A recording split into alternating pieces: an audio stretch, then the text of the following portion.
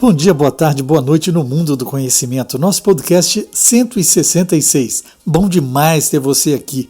Juntos falamos sobre inovação, tendências, dicas e a prática da medicina, além de assuntos sobre qualidade de vida. Eu digo sempre que compartilhar conhecimento não é dividir, mas multiplicar. Que tal falarmos sobre mais um assunto sem fronteiras no mundo do conhecimento?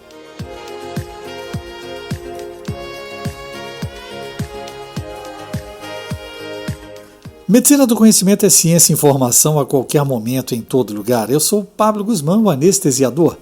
Por aqui desvendamos os mistérios da medicina, mas de um jeito que você entenda e se interesse. Hoje temos um assunto que não só impacta diretamente o nosso dia a dia no centro cirúrgico, mas também o futuro do nosso planeta. Vocês já pararam para pensar qual é a pegada de carbono da nossa profissão? Daquele inalatório que usamos para induzir uma anestesia ao resíduo que geramos no bloco? Sabia que o setor de saúde é uma das maiores contribuidoras para emissões de gases de efeito estufa, com a União Europeia, por exemplo, respondendo por 12% da pegada de carbono global desse setor? E que dentro desse cenário a anestesiologia tem um papel central e muitas vezes subestimado. É isso mesmo.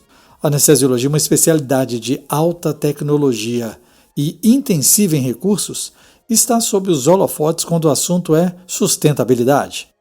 É exatamente sobre a anestesia verde, o imperativo para a saúde do planeta e para a nossa prática clínica que vamos conversar hoje. O nosso conteúdo é embasado em um documento super relevante e atual, o consenso da European Society of Anesthesiology and Intensive Care, a ESAIC, publicado no prestigioso jornal European Journal of Anesthesiology. Prepare-se para um mergulho em 4 pilares fundamentais que vão mudar a forma como pensamos a nossa prática e a nossa responsabilidade ambiental. Para entender como podemos tornar a anestesia mais verde, o documento da ESAIC divide as ações em 4 grandes escopos. Vamos começar pelo primeiro e talvez o mais direto, as emissões diretas, que se referem principalmente aos nossos agentes anestésicos. Quando pensamos em poluição no ambiente hospitalar, raramente os gases que usamos na anestesia vêm à nossa mente, não é mesmo? Mas a verdade é que os agentes anestésicos voláteis, como desflurano, isoflurano, sevoflurano, são potentes gases de efeito estufa, o que chamamos de Greenhouse Gases, GEE. Eles podem representar até 50% das emissões desses GEE de um departamento de anestesia perioperatória. É um número impressionante, você não acha? E por que são tão potentes? Porque possuem um alto Global Warming Potential, o GWP, e uma longa vida útil na atmosfera. Eles retêm calor de forma muito mais eficiente que o CO2. Eu já trago para você que a diferença entre eles é gritante. O desflurano, por exemplo, tem um potencial de aquecimento global medido em 20 anos de 6.810 vezes o do CO2. Pra vocês terem ideia. O que isso significa? Cada quilo de desflurano liberado na atmosfera equivale a quase 7 toneladas de CO2 em 2 décadas. Já o óxido nitroso, apesar de ter um GWP menor que o desflurano, possui uma vida útil na atmosfera de 110 anos e também contribui para a depleção da camada de ozônio. Então, o seu impacto cumulativo é significativo. O que significa na nossa prática diária? Bom, o consenso da ESAIC é claro. A primeira recomendação, e uma das mais impactantes, é escolha o agente anestésico com menor potencial de aquecimento global. Isso nos leva a preferir o sevoflurano em vez do isoflurano e evitar o desflurano sempre que houver alternativas clinicamente viáveis, é claro. Fundamental que a segurança do paciente e a adequação clínica sejam sempre as prioridades, mas muitas vezes a escolha mais sustentável é igualmente eficaz e feita pelo anestesista. Além disso, a anestesia intravenosa total ativa com Propofol ou as técnicas de anestesia regional surgem como mocinhos da sustentabilidade. Mas por quê?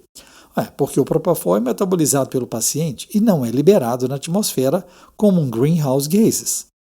Embora ativo envolva o uso de plásticos e energia para a fabricação e descarte de seringas e suas linhas, o impacto ambiental total é significativamente menor comparado aos agentes voláteis. É claro que o descarte adequado de qualquer excesso de propofol e de outros medicamentos é fundamental para evitar a contaminação aquática. Olhe para o seu frasco com ampola de propofol e pense assim: onde eu jogaria esse óleo? Outra medida prática e imediata é otimizar o fluxo de gás fresco. O ideal é usar o menor fluxo possível, especialmente durante a fase de manutenção da anestesia, com menos de meio litro por minuto. Isso não só economiza gás, mas também reduz as emissões e os custos. Equipamentos de anestesia modernos com circuitos fechados ou de baixo e mínimo fluxo facilitam essa prática, permitindo a reinalação de gases e a redução do consumo. E, para otimizar ainda mais, o monitoramento da profundidade da anestesia nos ajuda a usar apenas a quantidade de droga necessária, evitando o desperdício e garantindo a dose mínima mais eficaz para o paciente. E sobre o óxido nitroso? Bom, a recomendação é usá-lo apenas quando realmente não houver alternativa e considerar a desativação dos sistemas de fornecimento central, que são fontes comuns de vazamento devido às falhas na infraestrutura. Em obstetrícia, por exemplo, a anestesia peridural ou a analgesia com remifentanil são opções com um perfil de carbono muito mais favorável e que evitam o uso do óxido nitroso. Se o óxido nitroso for utilizado, sistemas antipoluição eficientes são cruciais para capturar o gás exalado e evitar a sua liberação na atmosfera. É um conjunto de ações que, se bem implementadas, pode fazer uma diferença enorme na pegada ambiental da nossa especialidade, sem comprometer a segurança ou a qualidade do cuidado ao paciente. Vamos passar para o segundo pilar, a otimização do uso de energia. O hospital é um verdadeiro gigante consumidor de energia, e o centro cirúrgico, com toda a sua tecnologia e equipamentos de suporte à vida, é um dos seus maiores centros de consumo. Pensem nos sistemas de aquecimento, ventilação e ar-condicionado, os nossos famosos HVAC, Heating, Ventilation and Air Conditioning. Eles sozinhos podem ser responsáveis por 99% do consumo de energia de uma sala cirúrgica, principalmente devido à necessidade de constantes trocas de ar para manter a esterilidade e a qualidade do ambiente. O consenso do ESAIC se baseia na trias energéticas, um conceito que foca em 3 pontos interligados para a gestão de energia. Primeiro, minimizar o consumo de energia. Segundo, fazer a transição para energias sustentáveis. E terceiro, prevenir as perdas de energia. No dia a dia, nós podemos minimizar o consumo otimizando os sistemas de aquecimento, ventilação e ar-condicionado. Por exemplo, nos hospitais que têm esse ajuste, a taxa de troca de ar para 6 vezes por hora quando as salas não estão em uso e retornando ao padrão, que é em torno de 15 a 20 trocas por hora, quando os pacientes estão chegando. Isso já pode ser automatizado com sensores de ocupação. Manter a temperatura da sala de cirurgia entre 18 e 22 graus Celsius, sempre com aquecimento do paciente, claro, e garantir que as portas permaneçam fechadas. São medidas simples que fazem a diferença. Trocar a iluminação por LEDs, que consomem menos energia e têm vida útil mais longa. Usar esterilizadores eficientes e desligar equipamentos quando não estão em uso, especialmente durante a noite ou nos fins de semana. Também são cruciais para evitar o consumo fantasma.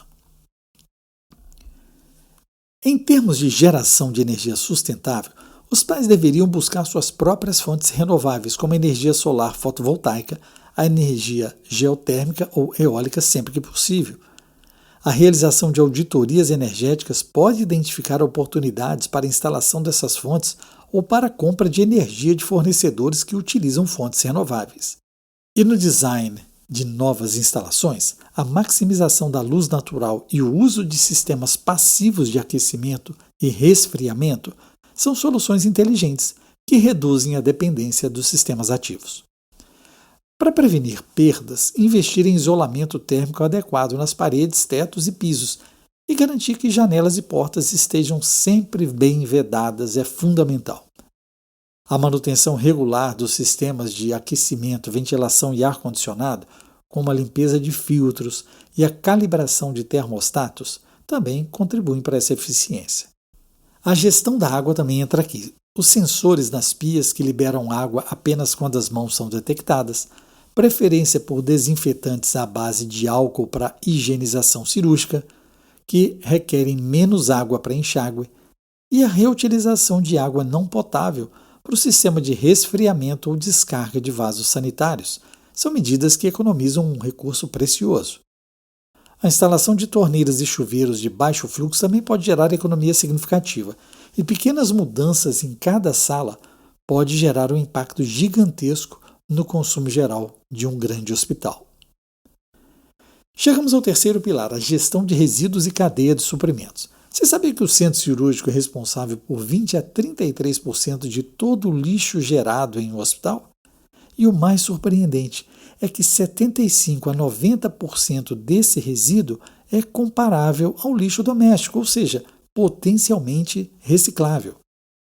Isso nos leva às políticas dos 5 R's: rejeitar o que não é necessário, reduzir o consumo, reutilizar sempre que seguro e viável, reciclar o que não pode ser reutilizado e reparar em vez de descartar. Vamos pensar junto. Quantas vezes nós abrimos um kit estéril ou preparamos uma medicação para emergência que acaba não sendo utilizada? O consenso da ESAIC nos desafia. Pense 2 vezes antes de abrir um pacote estéril, um kit de suprimentos ou qualquer outro produto. Sim, é uma recomendação direta para você. Isso significa preparar apenas o necessário, evitando o desperdício de materiais que, uma vez abertos, precisam ser descartados. A otimização do uso de medicamentos também é vital. Limitar a preparação de drogas para emergência é o mínimo essencial. Usar seringas pré-cheias quando possível, que reduzem o desperdício de medicamento e o tempo de preparo, além de diminuir os erros. E gerenciar o Propofol em ampolas menores, como as de 20 ml, para evitar desperdício de doses não utilizadas. Esses são exemplos bem claros. Claro, sempre descartar medicamentos em locais apropriados, nunca em pia ou no vaso sanitário, né? O descarte inadequado de fármacos pode contaminar o solo e a água, impactando ecossistemas e até a saúde humana. É crucial seguir as diretrizes para descarte de resíduos farmacêuticos que muitas vezes envolvem empresas especializadas. Na cadeia de suprimentos, a recomendação é considerar a avaliação do ciclo de vida, a LCA, de cada produto que adquirimos. Isso nos ajuda a entender o impacto ambiental de um dispositivo, desde a extração da matéria-prima, passando pela fabricação, transporte, uso e, finalmente, o descarte. Essa análise holística permite escolhas muito informadas. E a escolha dos materiais, priorizar dispositivos reutilizáveis, especialmente aqueles feitos de polipropileno ou silicone, em detrimento dos de PVC e DEHP. Isso são mudanças significativas. O PVC é um plástico que gera subprodutos tóxicos durante a sua fabricação e incineração. O DEHP é um plastificante associado a riscos à saúde. Muitos estudos mostram que a reutilização de equipamentos pode reduzir a pegada de carbono em até 89%. Embora a esterilização de materiais reutilizáveis consuma energia e água, o balanço ambiental ainda é favorável. O conceito de estocagem cautelosamente a tempo também é valioso, evitando que itens expirem ou se tornem obsoletos, reduzindo o desperdício do inventário. Por fim, a segregação de resíduos. Grande parte do que consideramos lixo hospitalar, resíduos de saúde, é na verdade lixo comum.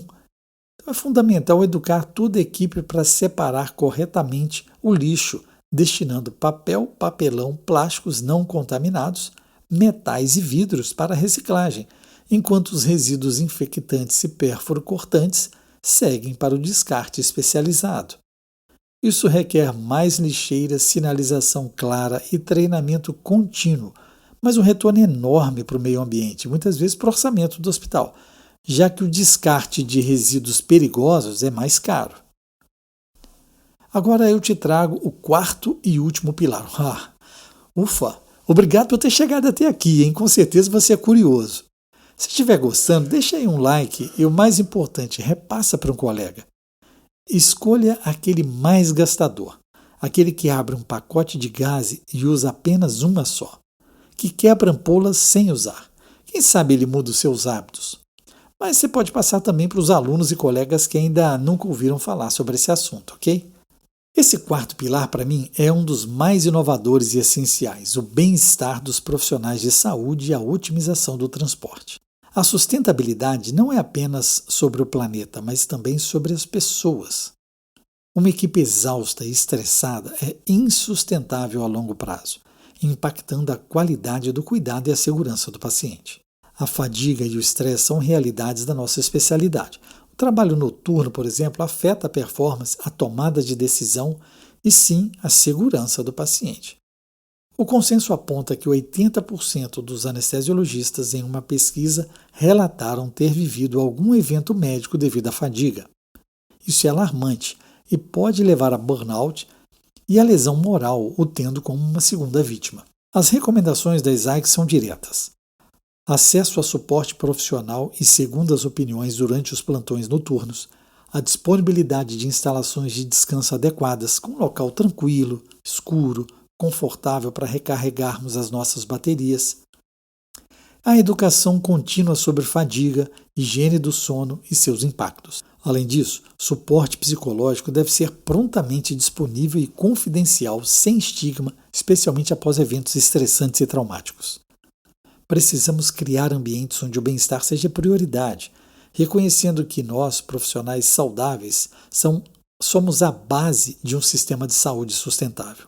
E sobre o transporte, tanto de pacientes quanto de profissionais, e até mesmo em grandes eventos para congressos. A pegada de carbono aqui também é significativa. A solução passa por medidas como a telemedicina. Fazer consultas pré-anestésicas online reduzem o deslocamento de pacientes, economizando tempo, dinheiro e emissões de carbono. Mas isso eu sempre faço e os pacientes dão um ótimo feedback. Eu tenho meu site e uso uma bela plataforma de teleconsulta. Se você quiser conhecer, vai lá no www.consulteoanestesista.com.br. Além disso, o teletrabalho para funções administrativas ou de pesquisa também é uma excelente alternativa. Outra coisa, incentivar o uso de veículos elétricos, bicicletas, caminhadas, caronas ou o transporte público para o deslocamento diário da equipe e dos pacientes pode ser algo interessante. Os hospitais podem oferecer incentivos como bicicletários seguros ou estações de carregamento para veículos e bicicletas elétricas. E para nós, que amamos congressos, a dica é clara. Por que não priorizar eventos virtuais ou híbridos? Um congresso totalmente virtual pode reduzir a pegada de carbono em até 94% comparado a um presencial. Isso é uma economia gigantesca que nos permite participar de mais eventos de forma mais eficiente e ecológica, sem abrir mão completamente das valiosas interações presenciais. Você já ouviu falar na Jornada Virtual de Anestesia? As aulas estão lá na nossa comunidade Medicina do Conhecimento. A jornada para uma anestesiologia mais sustentável é desafiadora, mas inevitável. Eu tenho acompanhado isso nos congressos da ESAIC. Enfrentamos barreiras como a falta de tempo para treinamento, os custos iniciais de implementação de novas tecnologias, embora muitos demonstrem economia a longo prazo. E, claro, a resistência cultural à mudança de práticas arraigadas, o famoso sempre fizemos assim. Há também a falta de conscientização sobre o impacto ambiental da saúde. Mas os benefícios superam em muitos obstáculos. Não estamos falando apenas de um impacto positivo no meio ambiente. Estamos falando de eficiência operacional, de saúde financeira para as nossas instituições, redução de custos com energia, água e descarte de resíduos. E, crucialmente, do bem-estar para nós, profissionais de saúde. Uma prática sustentável é uma prática mais eficiente, mais humana, mais resiliente, além de melhorar a reputação da instituição. O consenso da ESAIC é um guia, um chamado para a ação, é um convite para que cada um de nós, anestesiologistas e futuros especialistas, reflitamos sobre nossas escolhas diárias. Pequenas mudanças podem ter um efeito cascata em larga escala. A sustentabilidade na anestesiologia não é uma moda passageira. É um imperativo ético, um compromisso com a saúde do paciente e com a saúde do planeta. A nossa especialidade tem o poder e a responsabilidade de liderar essa transformação. Então, convoquem seus colegas, conversem sobre esse tema com suas equipes, busquem por mais informações e considerem como cada um de vocês possa contribuir para essa importante causa. Vamos formar equipes verdes em nossos departamentos. Advoguem por políticas institucionais e compartilhem suas histórias de sucesso. Começamos pequeno, mas com consistência. Chegamos ao fim de mais um episódio do nosso podcast Medicina do Conhecimento. Eu espero que esse conteúdo tenha sido tão inspirador quanto foi para mim. E se gostou, compartilhe esse episódio com seus colegas, deixe o seu comentário e suas sugestões. A sua participação é fundamental para continuarmos expandindo o conhecimento. Eu quero te convidar também para conhecer a nossa rádio web, medicinadoconhecimento.com.br. Lá você ouve ciência e informação a qualquer momento e em todo lugar.